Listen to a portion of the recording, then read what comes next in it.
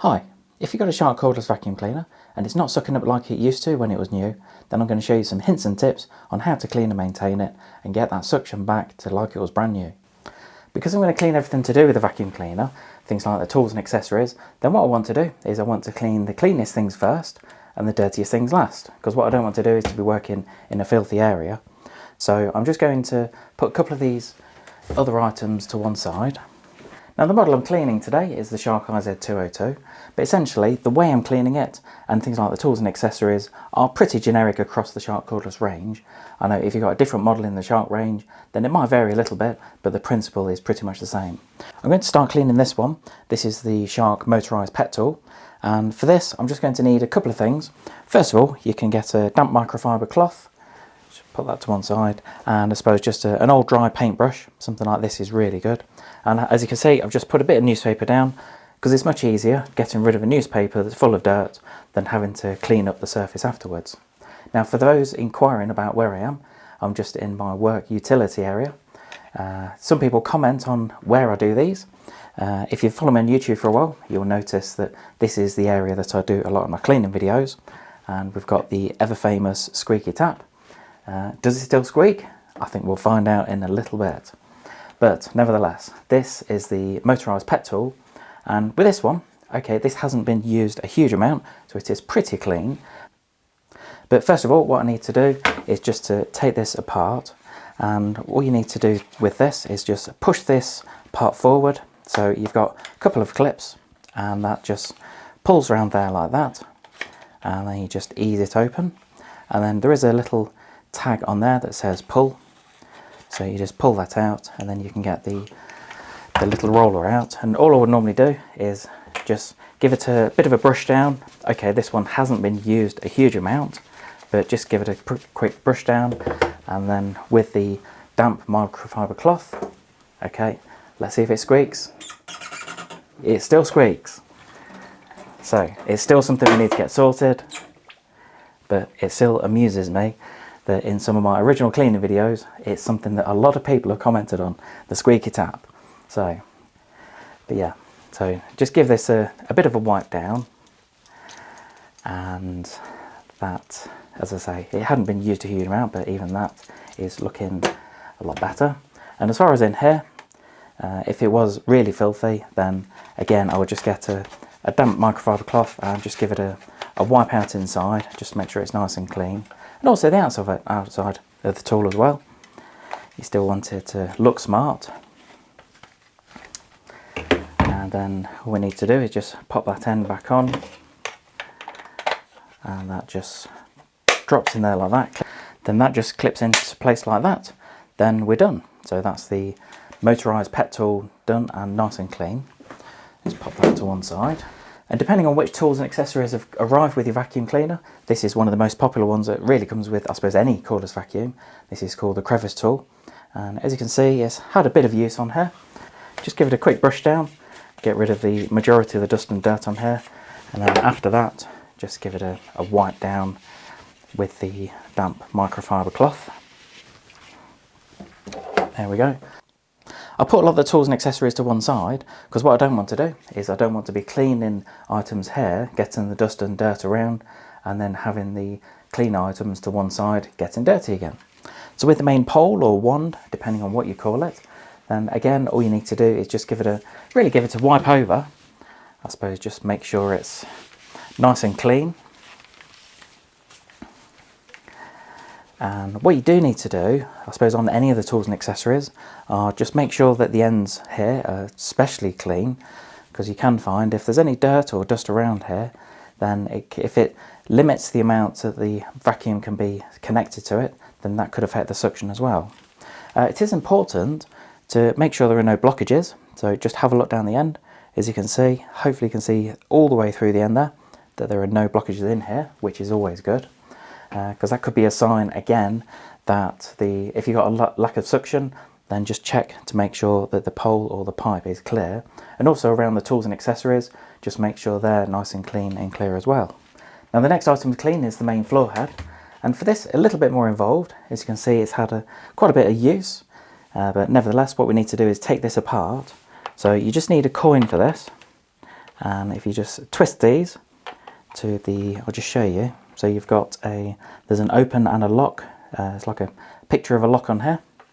If you just twist it a little bit, you don't need to do it too much. So there we are. That just unclips like that. So just get the brush and just give it a bit of a brush over. Get rid of the worst of the dirt and the dust. Now, unfortunately, the roller can't actually be taken out, which personally I think is a shame. But nevertheless, we can get rid of a lot of the dirt and dust from around here.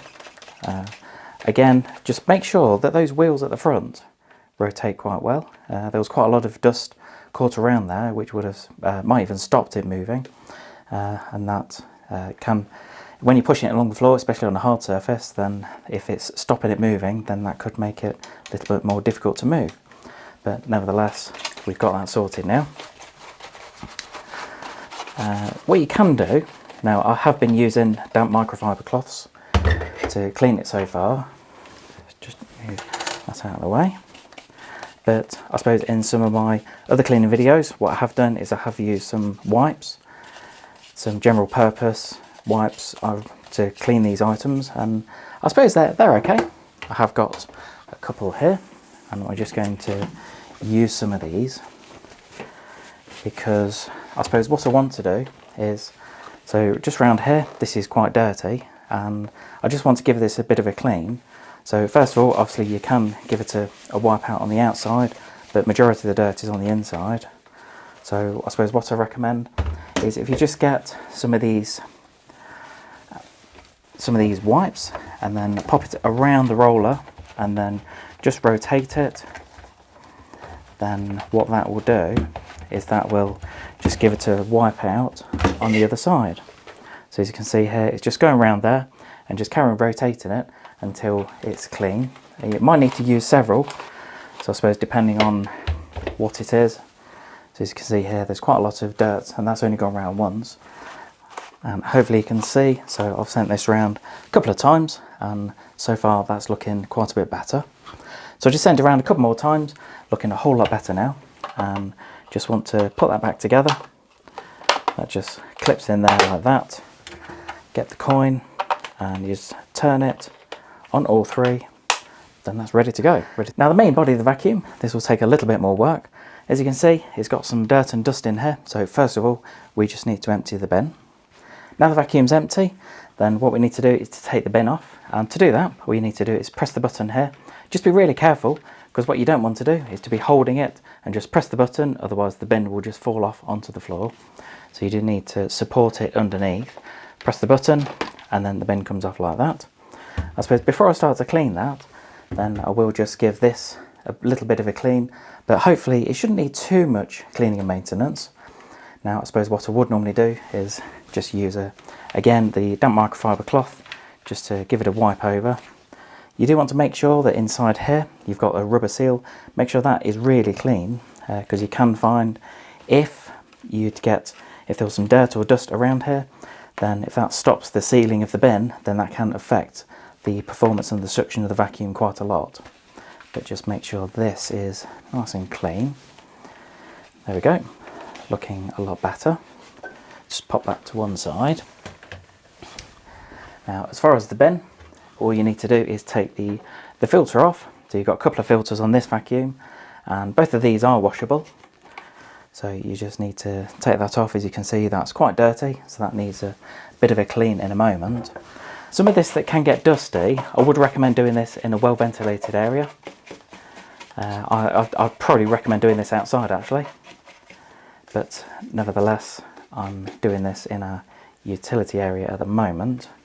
And let's open that, and same as before, you just want to make sure that any of the seals around here, around the edges, are completely and utterly clean,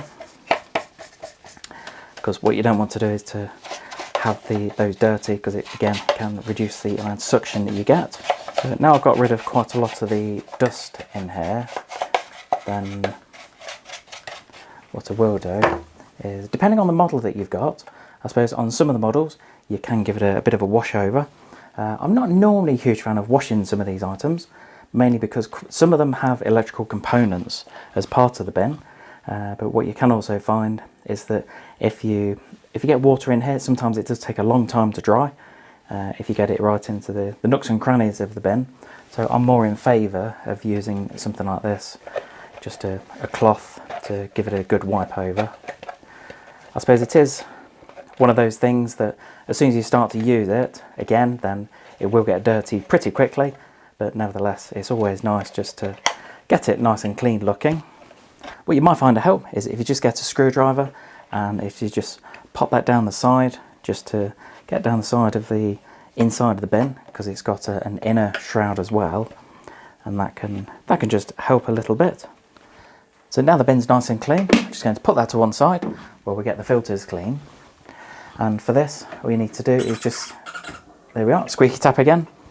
So just give them a rinse under water. So depending on, I suppose, on how dirty they are, it'll depend on how much you need to clean them. But with these, with any filters, it is always recommended to make sure they are completely and utterly dry before you put them back in the vacuum. We have found many times over the years, people have washed filters, you don't leave them long enough, you're going to put them back in the vacuum, and even if they're slightly damp, it will ruin the vacuum cleaner, and that will not be covered under the manufacturer's warranty. Just get rid of some of the dust off there while I clean this one. But what I do recommend, when you purchase a cordless vacuum, or so as any vacuum cleaner that's got washable filters, to buy a spare set of filters when you buy the vacuum cleaner. And the main advantage is that when you are washing the filters like this, I mean, this will take probably 24 hours to dry, to make sure they're completely and utterly dry. But when you've washed these, put them on the side to dry, then you can use the other filters in the vacuum, so you're not without the vacuum at any time. So now I've finished a lot of the dirty work, and I suppose while they're going to dry, I'm just going to start clearing up. So just get rid of the newspaper here. And then when the filters are dry, then just pop those back in like that. And just pop that one on, so it's got the tab on the top, so it just makes it easier to pull out. And then once the bin is clipped on like that, then we're ready to get all the tools and accessories back. There we are. So that's everything nice and clean. And all I would normally say is I hope you've found this video useful on how to clean and maintain the Shark cordless vacuum cleaner. I would appreciate it if you'd give me a thumbs up, click subscribe, leave any comments below. I always ask for comments, whether it's good or bad about the video. Also, if you have got another model of Shark cordless vacuum, if you're not sure how to clean it, or if there's something you're not quite sure about, pop in the comments and I'll try and help you. Thanks for joining me today.